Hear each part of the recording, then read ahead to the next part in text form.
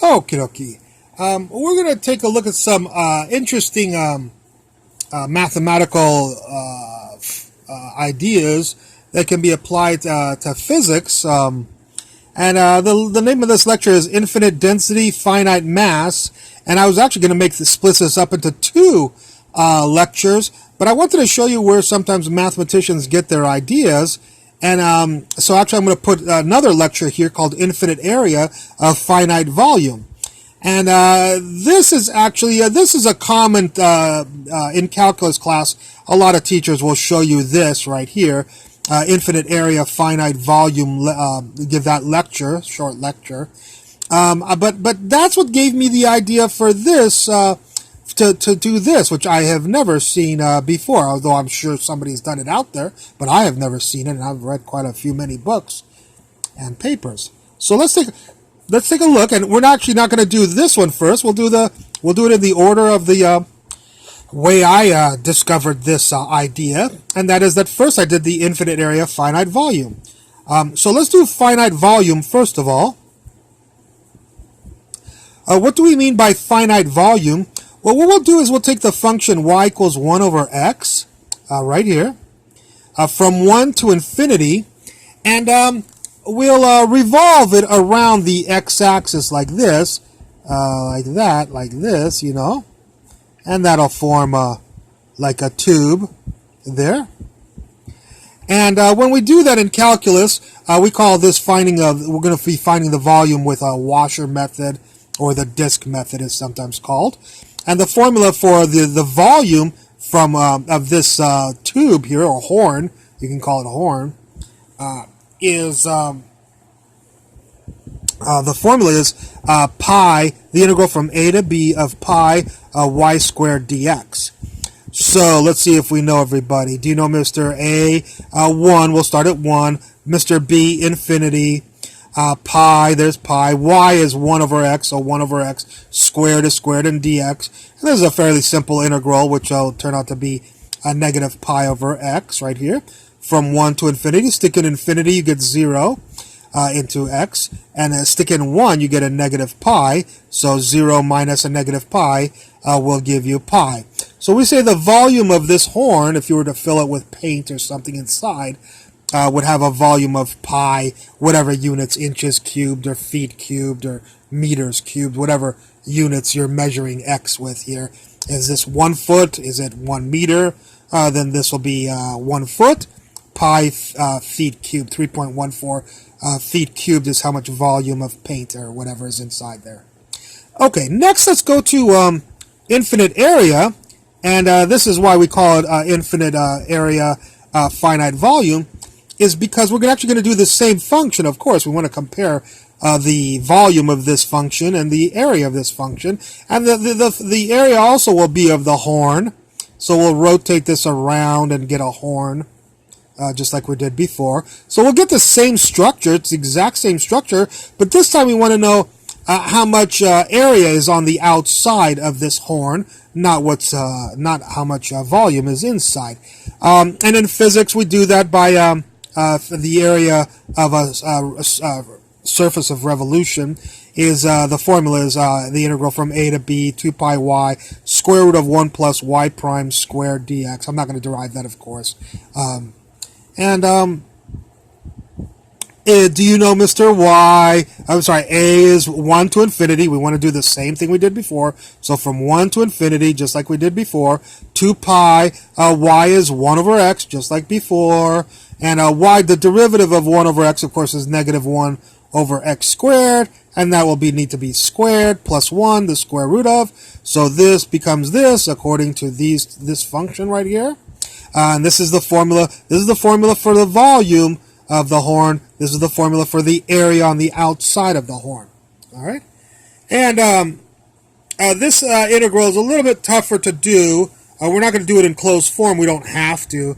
What we can do is use the comparison method, like we do in series, and that is to say that the square root of x to the fourth, of course, is very close to x squared, and x to the fourth plus 1, the square root of, is definitely bigger than just x squared right here.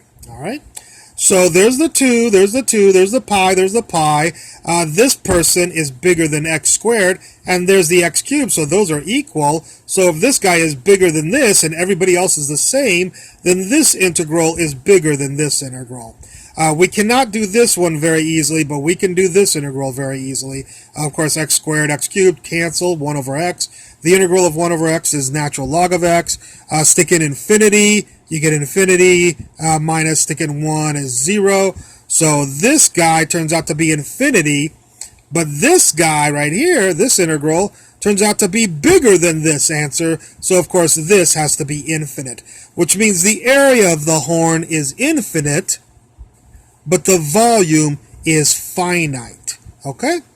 So this lecture is commonly given in a lot of calculus classes just to kind of titillate the students into seeing that mathematics can give some very strange questions. Now let's do the lecture. Believe it or not, we can actually do this whole lecture, infinite density, finite mass, and the rest of this page. I always like to do these one-page ones right here. So what do we mean by infinite density? We call the density function rho a lot of times. So we'll make rho equal 1 over r, the distance from the inside of a sphere to the any point inside the sphere. So why do I call that an infinite density? Well, when r is equal to 0, 1 over 0 is infinite. So the density, when r equals 0, the density will be infinite right here. So this function and this sphere we're going to have, this solid sphere is going to have an infinite density right there. Now let's try to calculate the mass of this sphere with an infinite density function, or a function that is infinite at the center at least. Well, first of all, we need to know that dV, the differential volume for a sphere, is 4 pi r squared dr. Okay? So once we know that, we can go to our formula, and our formula for mass is, of course, equal to the integral from a to b of the density function times the differential volume right there. So do you know who Mr. A is? And here we're going to actually make Mr. A go from 0, the center, where the density is infinite, from 0 all the way out to just some finite value b. Okay? Do you know what the density function is? Yeah, it's 1 over r. There's our infinite density function. Do you know the differential volume element? Yeah, it's 4 pi r squared dr. That's what I told you right here. Okay, then do this integral. And we can, of course, the r's cancel to give you a 4 pi r. The integral of 4 pi r is 2 pi r squared. And we'll evaluate that from 0 to b. Stick in b, 2 pi b squared, minus stick in 0, of course, is 0. So we find out that our mass is finite. It's even though our density is infinite, we have a finite mass. Okay? A little discussion on this, and that is that in quantum electrodynamics, there's a lot of problems that are kind of a little bit fudged out by because we can't take integrals to 0. That's the main problem. So of course this was done for mass, but this could obviously be done also for charge. So there may be a way of fixing the infinite quantities in quantum electrodynamics with ideas close to this, hopefully.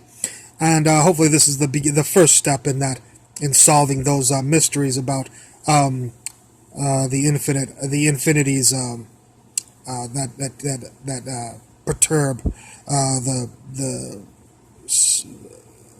validity of quantum electrodynamics.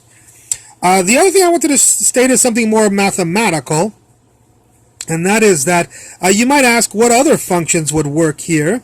Well, it turns out that the other functions that would work here that would give you an infinite density are any powers between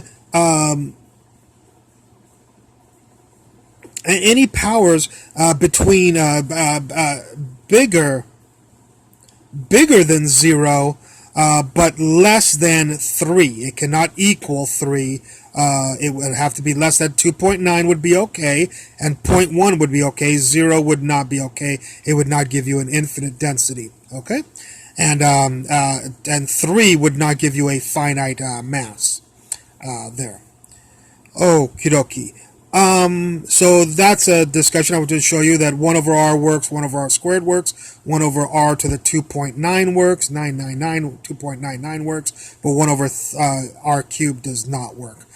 The other thing I want to state is that, just real quickly, is that we have densities inside our. A lot of people might think like, what is infinite densities? That only occurs in the universe. Well, you have things called protons inside of your body, which have a mass of 10 to the minus 27 kilograms, but a length only of 10 to the minus 15 meters. And if you cube that because of volume, if you assume if the proton is a cube or something close, then you get 10 to the minus 27 divided by a mass of 10 to the minus 27 over a volume of 10 to the minus 45 meters cubed. And that gives you a density of 10 to the 18 kilograms per meter cubed. And that's the density of a neutron star. So you have particles inside you that have densities that are the same as the densities of the most dense objects in the universe, neutron stars. And so that's why this is also an interesting mathematical physics